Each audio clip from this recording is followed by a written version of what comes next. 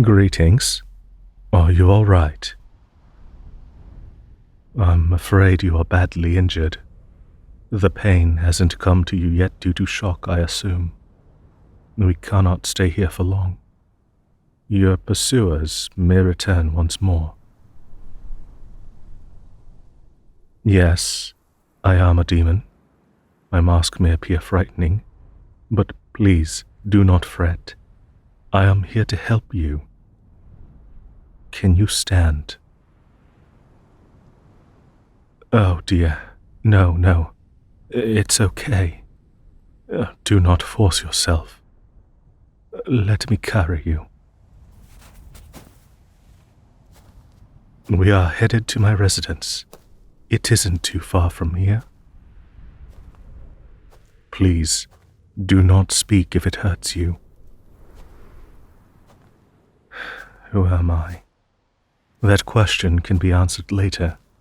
For now, focus on staying conscious.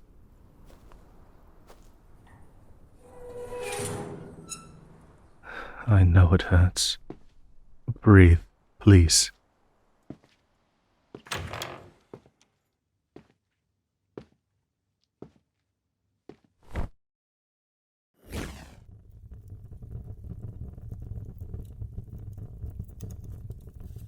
Now, I'm going to heal you.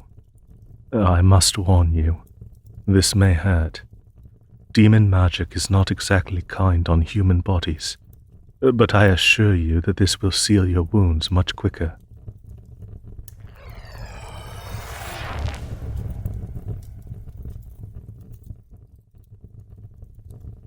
There. You are not entirely healed, but you aren't bleeding out anymore. 2 days of rest should get you back to proper health. I apologize for my sudden intervention earlier. Your life was at risk, and I felt the need to step in. What is your name, human? That is a lovely name. I suppose I owe you an answer as to who I am then as well. I am saviour, Emperor of Demons. Perhaps you might have heard of me. So you have. Now, I'd like to ask you to answer a question. Why were you being chased by those other humans? How ridiculous. This kind of persecution isn't the first case I've heard of. Always does it lead to the death of an innocent, simply because their peers were led astray by suspicion. I'm sorry that this has happened to you. Unfortunately, humans are incredibly prone to spreading fear when they are faced with anything they don't understand. And when they become scared, they become defensive. I do not blame them. Well, we will not discuss it any further. You are safe, and that is all that matters. I will fetch some tea for you.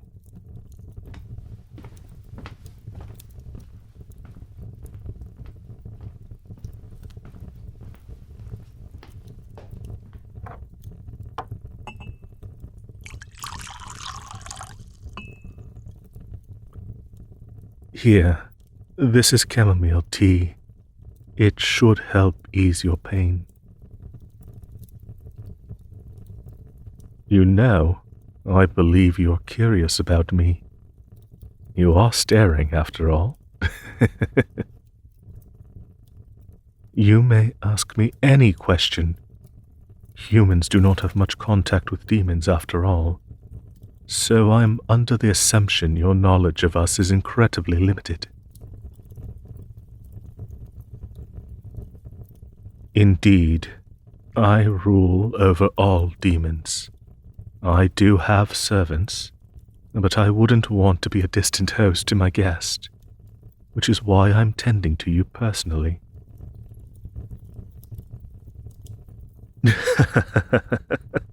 My abode doesn't look very royal, does it?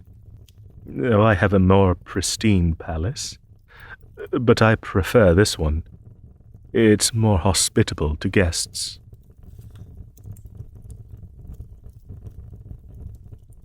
Now, judging from your question, masks aren't really a common accessory in human culture, are they? For demons, they are almost necessarily part of every outfit we wear.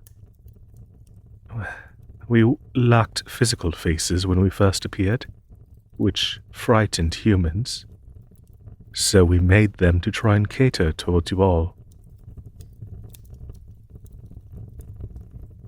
We did not always wear masks, but we grew to adopt them as a part of our society over time. No, I won't be taking it off. We still have not reached a point where we can make actual faces for ourselves. So all you would see behind this mask is a hole where our face should be. Ages have passed since I have recounted the history of my people. Not a single human soul knows. But if you truly want answers as to why we have been made this way, I shall tell you. All right, then. It all began back at the dawn of our creation. Our history stretches back centuries ago, when we were made by the first demon. Sadly, we have long lost his name to the sands of time, but he is still of great importance to us. When he first made us, we were nothing but pillars of ash and smoke that were able to transform into anything we might want to be. Objects, animals, anything. And that was how he intended it to be. For us to be free to explore the whims of the world. He often spoke of a perfect form, though. A form he hoped for all of us to achieve, which would help us see everything in the world. We lived happily in what felt like paradise for a while. But then he vanished. We were distraught and lost. Without our leader, we drove ourselves towards other creatures, trying to make connections. At first, we thought we didn't need any. But when we realized our only source of leadership had disappeared, then we realized how deeply we sought for someone to guide us, to see if they knew what this perfect form our Creator spoke so much about was. It was in that moment that we truly felt our ignorance of the world crashing down around us. Surely, we were doomed to die if we could not find the form that would allow us to embrace the world in its whole. And then we found your kind, humans. From the moment we first saw you, we were there to witness all of humanity's creations. We saw your machines twist and twirl from simple wood to intricate metal. We listened to your songs as they were weaved from strings of silk and honey. We beheld the purity of your connections with each other, and hopelessly did we long for all of what you had. But we yearned for your forms most deeply. The biology of humanity is so inherently elaborate, yet delicate.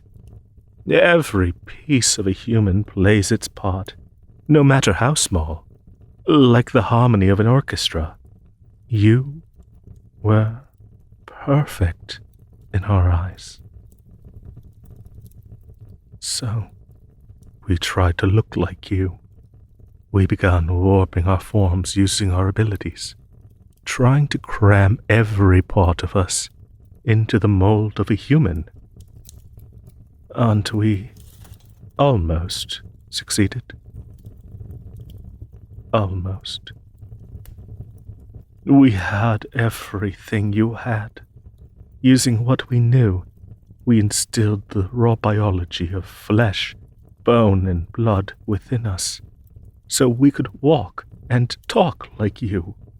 We learned your languages through observation, and we weaved clothes, just like yours. Everything was going as planned. However, we were devastated to learn a harsh truth. We could not replicate your faces. Not perfectly. You see, the human face is perhaps the most complicated part of you.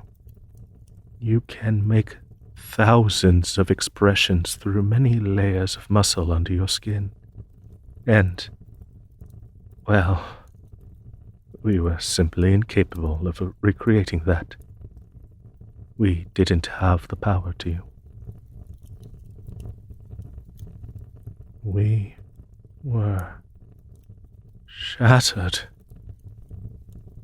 That was the one thing we were missing to truly become perfect. And it was so close, yet so far.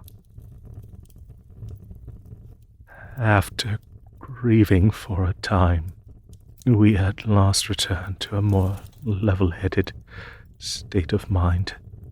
We were torn between giving up and returning back to dust, or trying to make contact with humanity. What would you say about us? Faceless and desperate for affinity.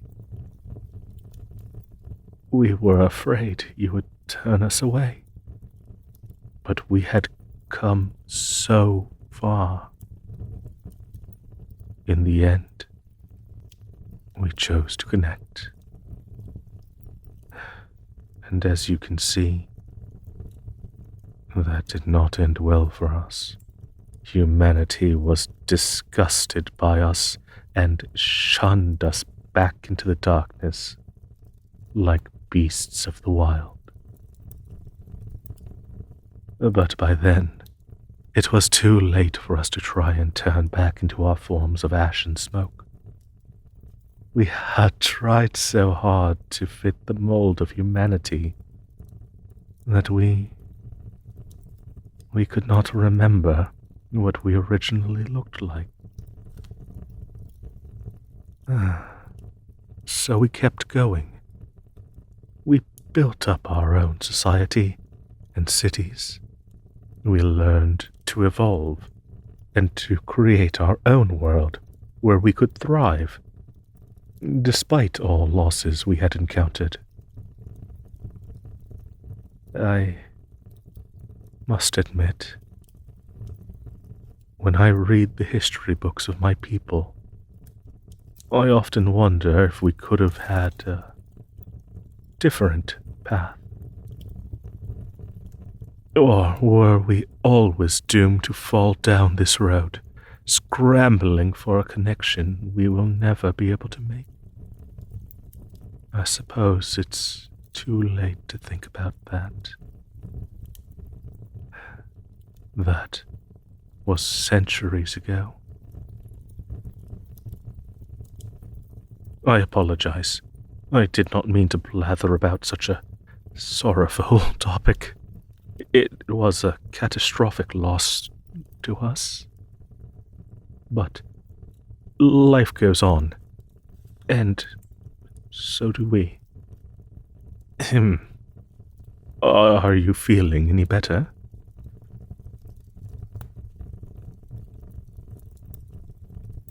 That's good to hear. I believe you ought to stay here for a bit. Your town certainly will not welcome you again, especially not with my appearance earlier. I'm sorry to say that I might have caused their foolish beliefs of a conspiracy between you and us to deepen further. Thank you for your kind words. Humans like you give me faith that not all of humanity carries ill will against us. But I'm afraid my faith is often tested, especially since the beginning of this war.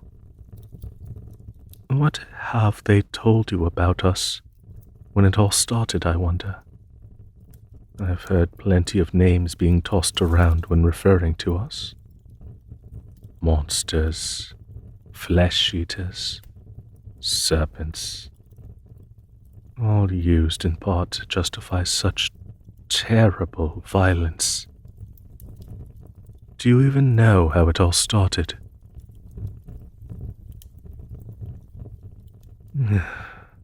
The fear of demons certainly contributed to the humans leading a war against us, but it traces back to about 3 decades ago.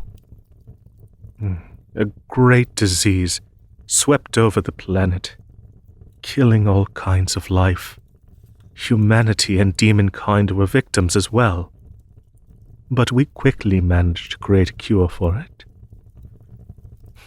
The humans soon came to us, begging for help, and though we had great conflict in our past, we decided to help them.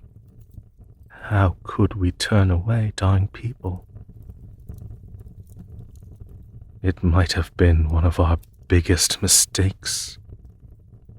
Unknown to us, when they had recovered, some of the humans decided to try and raid our cities and had planned to conquer us and take our materials for their own. They must have seen our kindness towards them as a vulnerability in our defenses and took advantage of us. You look surprised. They hadn't attempted a raid until then, you see. Our fortresses were near impenetrable, and we would surely slaughter any human that dared to come close. So I suppose we shot ourselves in the foot by letting them in. Anyway, my father, who was ruling at the time, was furious at their betrayal.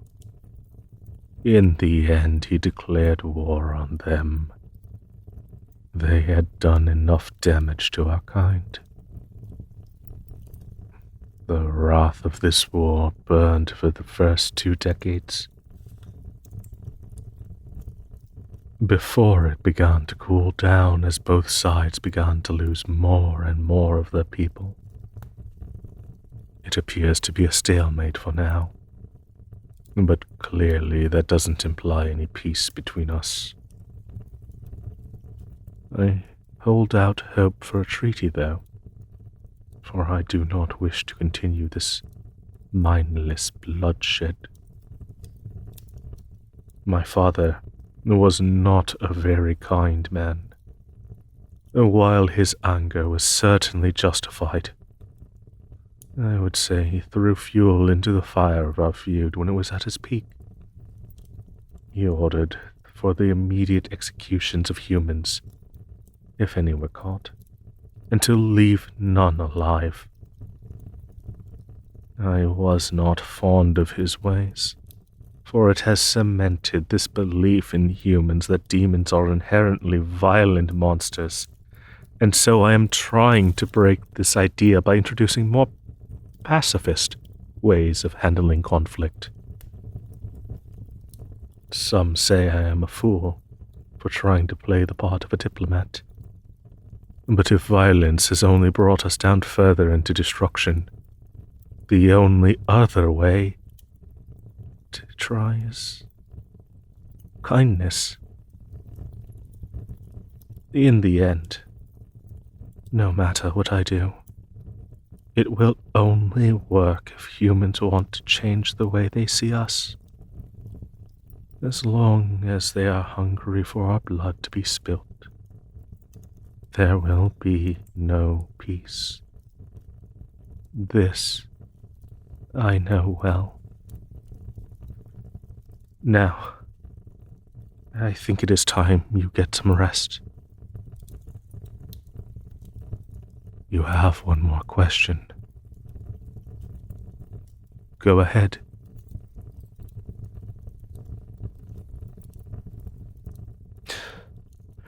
Yes, angels exist.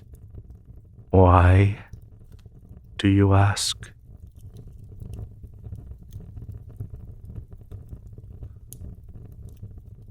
I see. It is only natural to have questions about their existence if we demons exist, I suppose. What is their reputation among your kind? That they are virtuous and beloved by your kind? That is the one part of humanity I will never come to understand. Beauty is only skin deep, and that rings especially true when it comes to the angels. Yet humans flock to them endlessly. They appear as harmonious do-gooders. Oh, but past their white feathered wings and eye-straining halos of light, they only long for power and control over beings weaker than them. I am not saying we demons are certainly free of any sin, but you would be greatly ill-advised if you think angels are superior in their moral compass. I know this because I have had multiple encounters with angels. Never once have they lent their hand to us in our times of need. In fact, I believe they are also intent on wiping us out. And not because they fear us, but solely because they hate us. How utterly revolting. I shall warn you now. Be wary of any angel you may come across, for their holy attitude that they carry is only a facade for darker gains. I suppose any other questions you might have can be saved for tomorrow. You ought to sleep now. Please, follow me. It seems like you are strong enough to walk now. Good. Good. We have a guest room just down this hall. Just take a left, and you should see it. I suppose I shall leave you to rest then. Good night, my dear.